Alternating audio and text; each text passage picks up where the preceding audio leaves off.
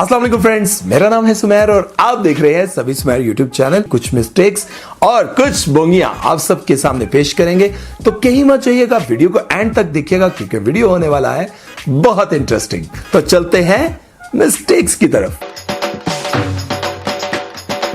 यार ये वाला सीन ना बड़ा ही अजीब सा था। असफी की आपा निशा को पीछे से देखकर समझती है ये मीनू है और कहती है तुम दोनों अच्छा लगे रहो मैं बाद में आती हूँ। ओ यार तुम लोगों को एफएक्स और लैंड टूरिज्म में फर्क नजर नहीं आता? यहाँ आप देख सकते हैं कि मीनू जब निशा को अपने घर से धक्के देके निकाल रही होती है तो सीढ़ियों में आप देख सकते हैं कि निशा के हाथ में फोन होता है, लेकिन जब वो नीचे आ जाती है तब उसके हाथ में फोन नहीं होता। और मीनू जब उसे धक्के देके गेट से निकाल रही होती है तब भी उसके हाथ में फोन नहीं होता। ओ सुमेर साहब केड़ियां गल्लां करदे हो, मोबाइल किधर टह गया उसी? इतनी कुट बंदे यहाँ पई होवे तो पजामा टह जांदा है, तुसी मोबाइल दी गल्लां कर रहे हो। यार हमारे ड्रामों में ना इत्तेफाक भी अजीब से होते हैं। सबसे पहले असफी और निशा को मॉल में अहमर देख लेता है, फिर दोनों को रेस्टोरेंट में अब्बा जी देख लेते हैं, फिर दोबारा अब्बा जी इनको मॉल में देख लेते हैं, फिर इन दोनों को रेस्टोरेंट में अहमर का कजन देख लेता है। वाह यार तुम लोग बड़े मासूम हो, तुम लोग ऐसे ही पकड़े जाते हो। नुमान एजाज आज तक पकड़ने हुआ है, बेगम साहब ने कभी पता ही नहीं चलने देता, और जिनके साथ आप कर रहे होते हो उनको पता चलता है, उनके हस्बैंड को भी नहीं चलता। यार इस ड्रामे की एक और बोंगी मैंने नोट की और मुझे बड़ी हैरत हुई है। अब्बा जी लड़के वालों को फोन करके कहते हैं कि हमने आज ही निकाह करना है और आज ही रुखसती करनी है, आप बारात लेकर आ जाएं। और लड़के वाले भी इतने सादे, ना सवाल ना जवाब, ना ये पूछा कि लड़की लंगड़ी है, लूली है, काणी है, पेंगी है, गूंगी है, और दूल्हे मियां गले में हार लटकाकर शाम को पहुंच जाते हैं। और यार मुझे भी कोई ऐसा मौका दे, मैं वीडियो छोड़कर बैंड बाजा बारात लेकर पहुंच जाऊंगा।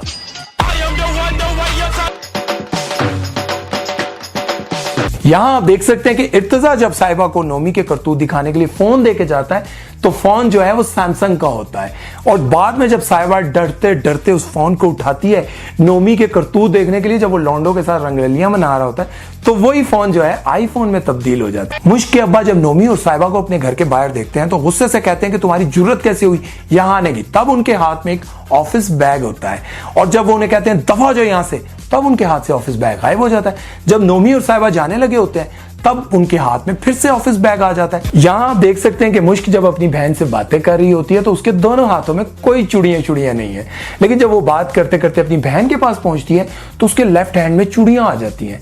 अब बोलो ये भी गलती नहीं है, बोलो। यहां आप देख सकते हैं कि मुश्क की अम्मा ऑमलेट बना रही हैं और वो ऑमलेट मुश्क को देती हैं कि जाओ टेबल पे रखो। ऑमलेट जब टेबल तक पहुंचते हैं तो सड़े हुए फ्राइड एग्स में कन्वर्ट हो जाते हैं, मतलब अंडे भी तब्दील हो गए। अब मुझको ही देख ले, वो सोच के जाती है कि अमीरों की पार्टी है, पता नहीं क्या होगा, बड़ी एक्साइटेड होके जाती है, देखती है वहां पे जाकर बड़ी हैरान हो जाती है कि ये क्या, हाय अल्लाह, यहाँ तो लड़कियां लड़के चिपक चिपक के डांस कर रहे हैं, ये तो शराबें पी रहे हैं, सिगरेट पी रहे हैं, अल्लाह मैं कहाँ आ गई। बीबी तू क्या सोच के गई थी कि तू जाएगी तो साथ ही आवाज आएगी उठो उठो रोटी खुल गई, और तू बोटियां शोटियां खा के डकार मार के 100 रुपया दे के आ जाएगी? ना बीबी ना, ये अमीरों की पार्टी है, यहाँ पे ये लाजमी होता है।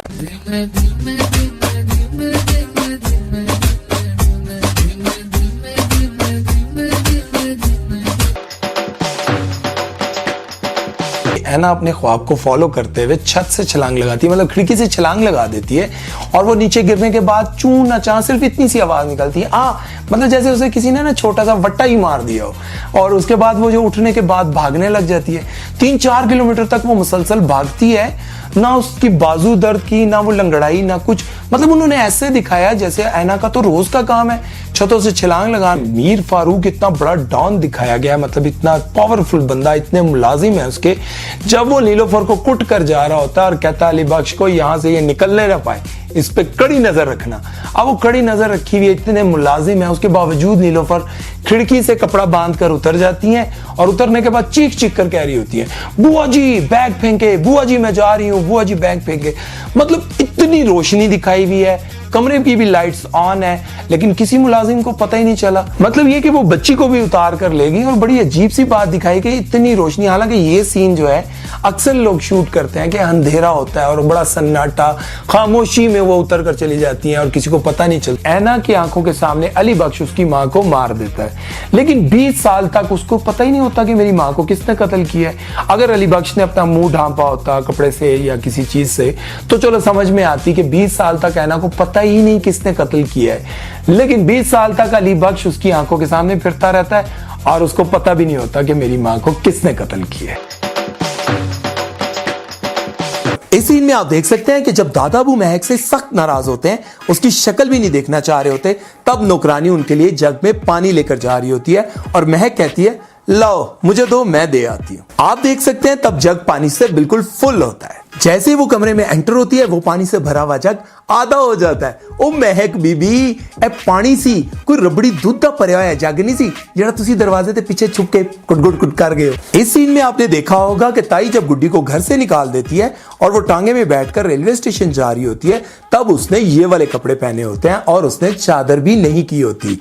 लेकिन जैसे ही वो रेलवे स्टेशन पहुंचती है तो कपड़े चेंज हो जाते हैं और चादर भी आ जाती है। आप क्लियरली देख सकते हैं कि जब वो टांगे पर बैठी थी तब उसके कपड़े ये वाले थे और रेलवे स्टेशन पर ये वाले थे। यार चादर तो चलो बैग से निकल आई होगी, कपड़े कहां चेंज किए होंगे? हाँ टांगे में? नहीं, नेक्स्ट। इस सीन में आप देख सकते हैं कि गुड्डी जब ट्रेन से उतरती है तब उसने ये वाले जूते पहने होते हैं, लेकिन जैसे ही वो टांगे पे बैठती है तो जूते चेंज हो जाते हैं और जब वो घर पहुंचती है आप क्लियरली देख सकते हैं कि वो जूते बिल्कुल चेंज है। डायरेक्टर ने वैसे कोशिश तो बहुत की है कि मिलते जुलते जूते पहना दें, लेकिन हमने गलती पकड़ ली है। और एक और बोंगी, गाँव में टैक्सियां, रिक्शे, कैरी डब्बे सब नजर आ रहे हैं, लेकिन जगीरदार साहब की लाडली पोती टांगे पे आ रही है, क्योंकि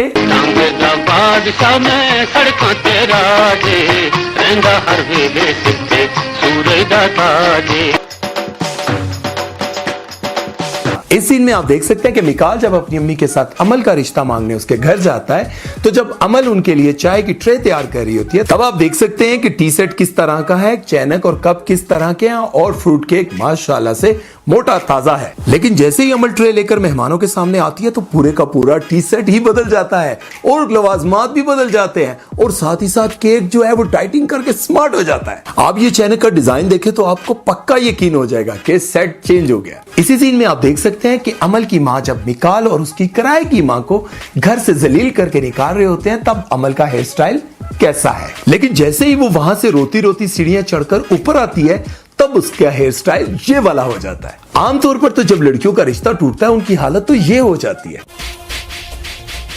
ये गलती बड़े मजे की है। आप देख सकते हैं कि अमल जब बेहोश होती है तब उसने वो सारा जेवर पहना होता है जो अक्सर दुल्हनें पहनती हैं, टिक्का, झूमर, लॉकेट और ये लंबे लंबे कांटे। और जैसे ही हॉस्पिटल में आंख खुलती है तो लंबे लंबे कांटों की जगह ये बालियां आ जाती हैं और बाकी सारा जेवर गायब हो जाता है। और ऊपर से नर्स आकर पूछती है कि बताओ मैं तुम्हारी क्या मदद कर सकती हूँ। ओ बीबी, सारा जेवर उतार कर बेचकर खा गई है, अब तेरी नजर उसके कपड़ों पर है, जा बीबी जान छोड़। यार ये जो हॉस्पिटल दिखाया जिसमें अमल की आंख खुलती है, ये कहीं से हॉस्पिटल लग रहा है। ऐसे नहीं लगता किसी घर के एक कमरे में बेड के ऊपर व्हाइट बेडशीट डाल दी और उसे हॉस्पिटल का लुक देने की कोशिश की हो। ओ भाई, कोई 2-4 ड्रिपें लगा देते, लटका देते, कोई दवाइयां शैयां रख देते, कोई टीके शीके रख देते। अगर खर्चा नहीं होता था तो इनसे ले लेते।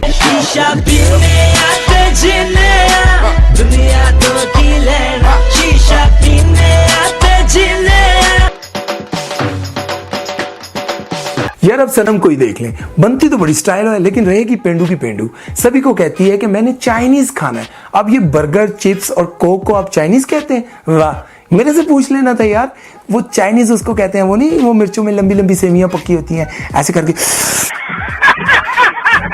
आप देख सकते हैं कि जुनैद और सनम जब आपस में खड़े होकर बातें कर रहे होते हैं तो सनम को जब दिखाया जाता है तो उसके पीछे से ये लड़की गुजर रही होती है, लेकिन जब कैमरा जुनैद की तरफ जाता है तो यही लड़की जुनैद के पीछे से गुजर रही होती है। लगता है इस बेचारी को कैमरे में आने का बहुत ही शौक है, तो सनम की इन 3 सहेलियों में से इस वाली को निकाल कर इसको डाल देते, एज भी कम लग रही है, और इस वाली सहेली को रिश्ते कराने वाली आंटी बना देते। आप देख सकते हैं कि सभी और सनम जब किचन में खड़े होकर बातें कर रहे होते हैं तो सनम ने ये ब्लू कलर के झुमके पहने होते हैं, लेकिन जैसे ही ये चलकर बाहर स्टेज पर आते हैं तो झुमके तब्दील हो जाते हैं। मतलब तब्दीली आई रे, तब्दीली आई।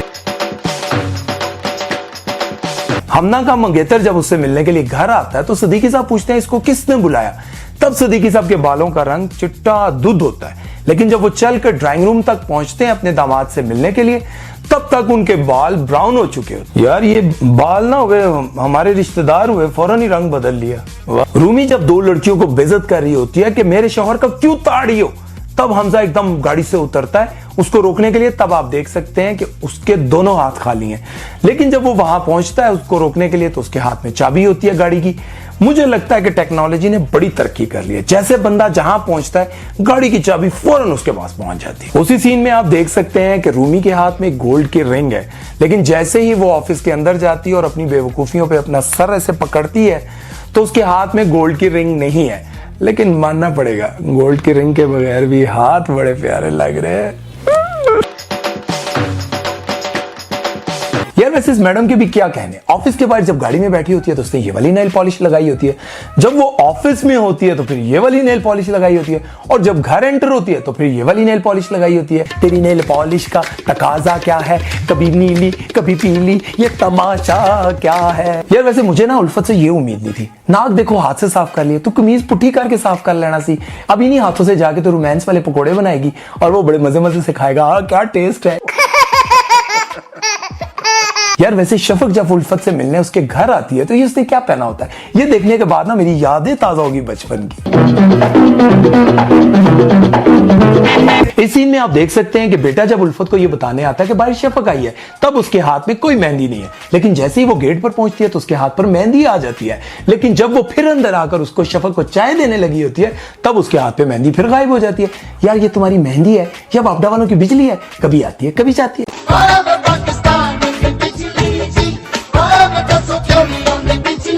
इस ड्रामे की सबसे बड़ी बोंगी, शान अपनी मां का ऑपरेशन करवाता है, मतलब ओपन हार्ट सर्जरी करवाता है। डॉक्टर इंजन पिंजन खोल के रख देते हैं, लेकिन वापसी किस पर लेकर आता है, रिक्शे पे। ओ भाई को गाड़ी करा लेनी थी, नहीं तो रिक्शे वाले भी 35 रुपए देने की क्या लोड़ सी, अपनी मोटरसाइकिल के पीछे बिठा के ले आना सी।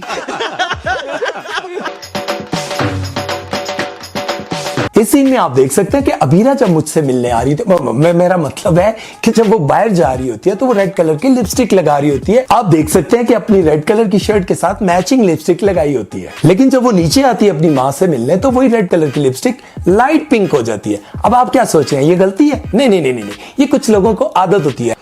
और सुना, किधर होता है आजकल, हैं किधर होता है? इस सीन में आप देख सकते हैं कि माहा के लंबी जुल्फों वाले अब्बा जब अपनी गुपलू सी बेगम को आवाज देते हैं तो जब वो चलकर आ रही होती हैं तो उनके लेफ्ट हैंड में कोई रिंग शिंग नहीं है, बिल्कुल हाथ कंगाल। लेकिन जैसे ही वो आकर बैठती हैं तो उनके हाथ में एक मोटे से नक वाली रिंग आ जाती है। लोगों की जुल्फों से जुएं गिरती हैं, इनकी जुल्फों से अंगूठी गिर गई होगी।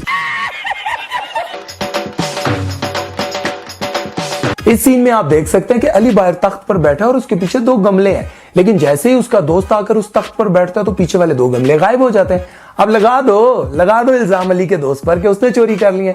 ओ भाई गमले हैं गमले, कोई 2 नस्वार के पैकेट तो है पखेर। यार ये एमन के बालों के साथ भी बड़ा मसला है। इस सीन में आप देख सकते हैं कि एमन जब अपनी अम्मी को कह के जा रही होती है कि मैं अपनी दोस्त से मिलने जा रही हूँ, तब वो बिल्कुल रेडी है। देख लें आपने, पर्स भी लटकाया हुआ और उसके बाल बिल्कुल कर्ली है।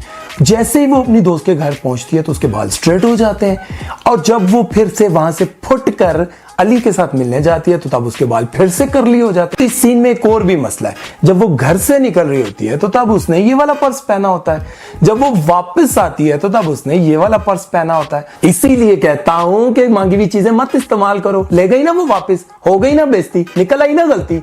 वैसे अच्छी बात है यार, निकल दिया रहन गलतियां तो साड़ी भी रोजी रोटी लगी रहे, मौला खुश रखे, भाग लगे रहे।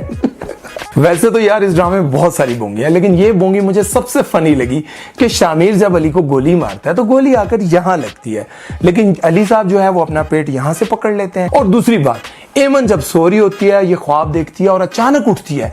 अब ख्वाब उसने देखा होता है कि मेरे शौहर को गोली लगी है, उठ के अपना ढिड चेक करने लग जाती है। हाय हाय हाय, अल्लाह की बंदी, गोली तो तेरे शौहर को लगी थी। हारून और नगीन जब सुल्तान की पार्टी में जाते हैं तो तब नगीन ने ये वाली रिंग पहनी होती है। तो जब वो पार्टी में सुल्तान को देखती है और उसको शौक लगता है और वो भागकर वॉशरूम में जाती है रोने के लिए, तो उसने ये वाली रिंग पहनी होती है। और जब वो रो धोकर वापस बाहर आती है तो तब उसने फिर ये वाली रिंग पहनी होती है। इसी सीन में एक और मिस्टेक है, नगीन जब पार्टी में होती है तो उसने रेड कलर की नेल पॉलिश लगाई होती है, लेकिन जब वो वापस जा रही होती है और उसकी तबीयत खराब हो जाती है तो हारून उसको डायरेक्ट हॉस्पिटल ले जाता है, तब उसके हाथों में नेल पॉलिश होती ही नहीं है। हम न समझे कि तेरी अंगूठी, तेरी नेल पॉलिश का तकाजा क्या है, कभी नीली कभी पीली, ये तमाशा क्या है। इस सीन में आप देख सकते हैं कि डॉक्टर जब आकर यह बताता है कि हारून साहब चर्च का सिगरेट पीने के बाद होश में आ गए, तो नई नवेली नेक परवीन आंटी जो सारी जिंदगी नगीन को बद्दुआएं और गालियां देती रही हैं, उनके हाथ में ये लाइट ब्राउन कलर की तस्बीह है। लेकिन जब वो अंदर आती है हारून से मिलने तो यही तस्बीह मरून हो जाती है, लेकिन मिलने के बाद जब वापस बाहर आती है तो फिर ब्राउन हो जाती है। यार वैसे कलर कोई भी हो, पढ़ना तो उन्होंने यही होता है, नगीन दफा हो जाए, नगीन दफा हो जाए, नगीन दफा हो जाए, नगीन दफा हो जाए। इस सीन में आप देख सकते हैं कि रमशा जब हॉस्पिटल में नगीन को कहती है कि मेरे साथ चलो, मैं तुम्हें सुल्तान दुरानी के खिलाफ सबूत देती हूं, तब आप देख सकते हैं कि नगीन के गले में कोई चेन नहीं है। लेकिन जैसे ही वो रमशा के घर पहुंचती है तो उसके गले में चेन आ जाती है। अच्छा जी, तुम्हारा शौहर जिंदगी और मौत की जंग लड़ रहा है हॉस्पिटल में और तुम रास्ते में चेनें खरीदने लग गई। नहीं, बदतमीजी किसी ने नहीं कर रही। सुल्तान दुरानी का पता है ना, नगीन जी हम आपसे बहुत प्यार करते हैं, मेरा मतलब है हम आपकी बहुत इज्जत करते हैं। नगीन जब अपनी दोस्त से मिलने के लिए गाड़ी में जा रही होती है तो आप देख सकते हैं कि उसने एक व्हाइट कलर का दुपट्टा किया होता है और उसके ऊपर एक पैटर्न भी बना होता है। लेकिन जब वो अपनी दोस्त से मिलकर वापस घर आती है तो दुपट्टे से पैटर्न गायब होता है और दुपट्टा बिल्कुल सादा, बिल्कुल हरीम शाह की तरह। सुल्तान जब नगीन के ख्यालों में खोया होता है और ये सोच रहा होता है कि नगीन ने मुझे थप्पड़ मारा तो मारा कैसे, तब आप देख सकते हैं घड़ी पर 11:10 होते हैं। लेकिन यही वाला सीन जब साइड वाले एंगल से शूट किया जाता है तो घड़ी पर 12 बज रहे होते हैं। वाह सुल्तान मियां, आप तो ख्यालों में भी 50 मिनट गुजार लेते हैं, हमारा तो 1 मिनट नहीं गुजरता इसके साथ। अब ये ना हो इसको वीडियो को देखने के बाद सोचते रहो तुम खुद क्यों नहीं बना लेते ड्रामा, बड़ी बकवास वीडियो बनाई है। तो यार ऐसा मत सोचो, खुश रहो, क्यों अपना खून जलाते हो और मेरा दिल जलाते हो। अपने आप को हंसता मुस्कुराता रखो, वीडियो को लाइक शेयर सब्सक्राइब सब कुछ करते रहना और मेरे दोनों चैनल को लाजमी सब्सक्राइब करना। और सुमैर चौधरी को दीजिए इजाजत, अगली वीडियो आपने बतानी है किस पे बनाएगा। अल्लाह हाफिज।